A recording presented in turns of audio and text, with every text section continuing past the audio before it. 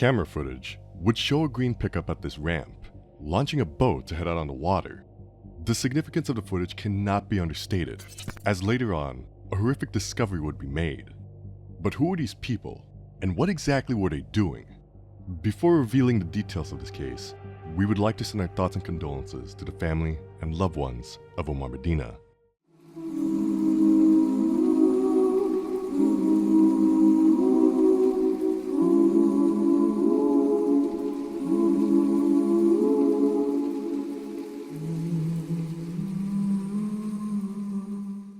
Chula Vista, California.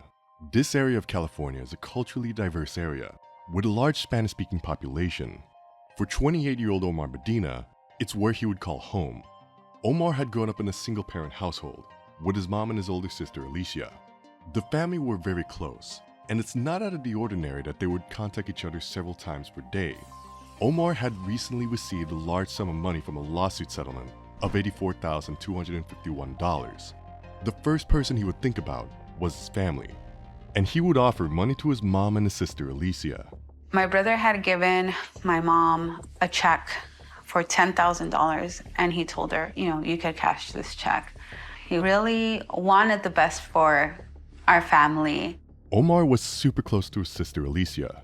She was almost like a mother figure to him. She would look out for him and keep in contact with him every day.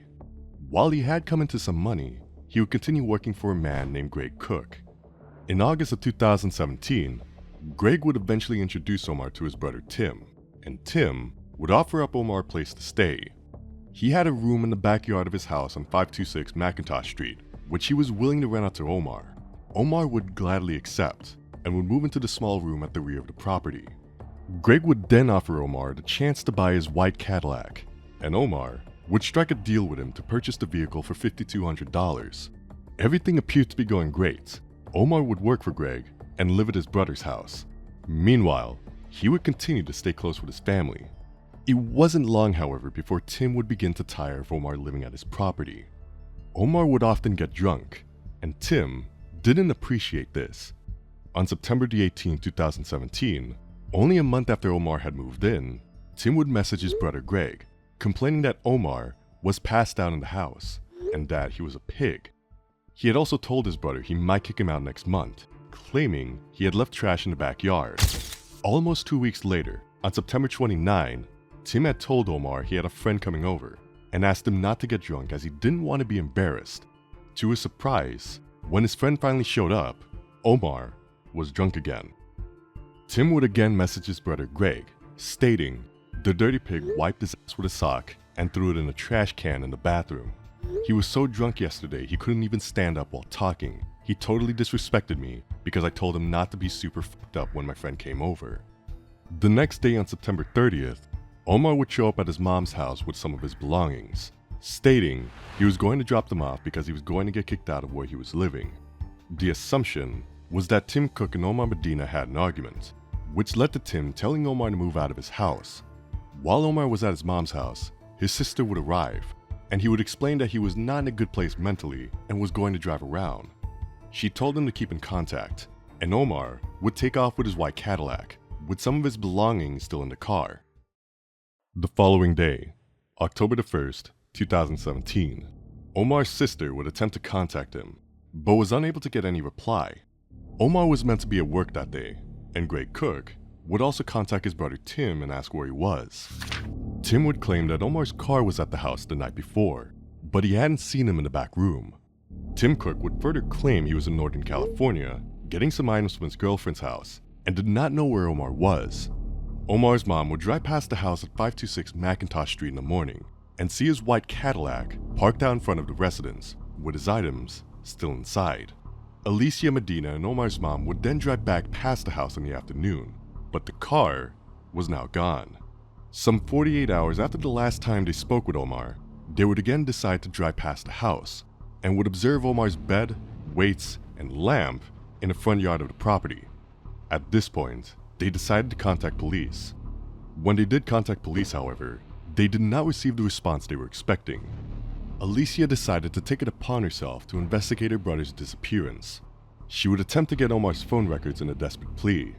A week had now passed by, when on October the 7th, Medina's family and friends located his Cadillac a few blocks from Tim Cook's house. They would contact authorities again, who would now take a closer look into the case. Officers would arrive at Tim Cook's house and ask if they could have a look around, which was recorded on body cam. And I knocked on the door. Timothy Cook answered, and I'd asked if he had seen Omar, that his sister had been looking for him. Tim had explained to me that he had not seen him in several days, that he moved out just recently, that all of his property was gone. And I asked him if it would be okay if I can come into the house to kind of just check and see if Omar's property or if anything else was in there, maybe help find where Omar may have gone. He led us through in the living room, and I just basically followed him. And I wondered where Omar's room was, and he said it was out back. And when he said out back, I didn't realize it was a house actually in the backyard. And the first thing I noticed was that when you walk to the little house, that there was a broom and some debris. Looked like carpet had recently been removed, and there was a puddle of water. And I noticed that there was a shattered window in the back as well. And to me, it didn't seem like anyone had recently lived there. Tim told me that it was how Omar lived. He was a very messy person. The officer would notice that the back room where Omar was staying had a broken window and also had the drywall removed. The floor was also wet, appearing to have had the carpet recently removed. Something didn't add up. Another 5 days would pass with no sign of Omar Medina. October the 12th, a man would be out fishing in the San Diego Bay when he would notice a white 55-gallon drum floating in the water. When he would attempt to pull in the drum, he would notice that it was tethered with metal cables to 3 cylinder blocks in an attempt to hold it to the seafloor. Figuring something wasn't right, he would call authorities who would come and retrieve the barrel.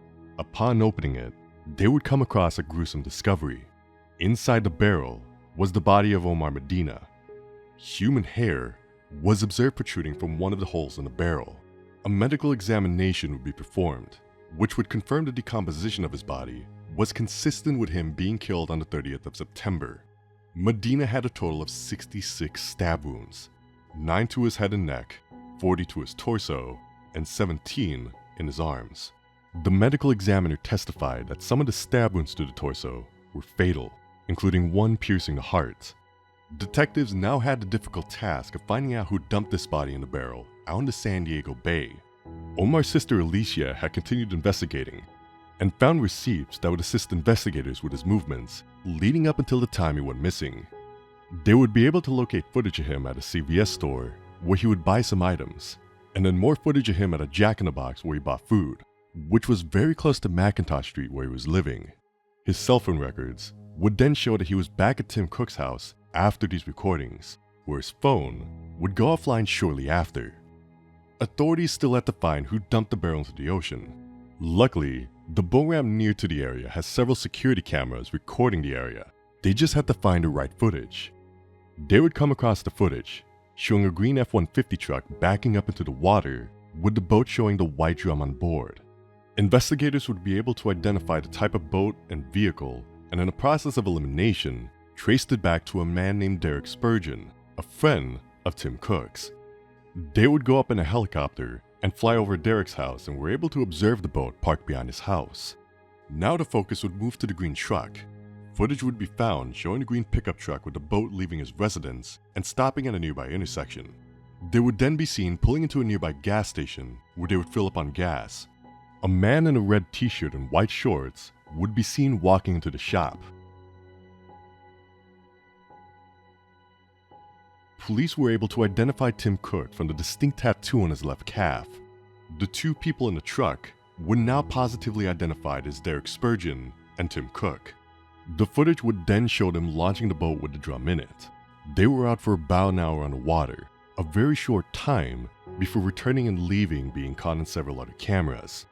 The next crucial piece of evidence would come when police were able to find footage of Omar Medina's car being moved the day after he went missing, being parked several blocks away. Tim Cook can then be observed only minutes later walking back past the same camera towards his house, having just dropped off Omar's vehicle. Tim's suspicious behavior would continue further as he was caught on camera buying a tarp, scrub brush, and cleaning liquid.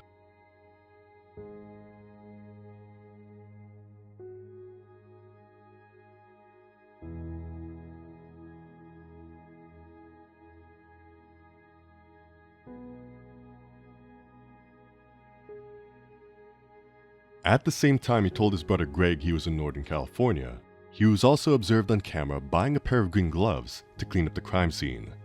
Police would now move to arrest Tim Cook and his accomplice Derek Spurgeon for murder. Detectives would contact Alicia to let them know about the arrest. I remember getting a call from LeVar and asking me if I was home.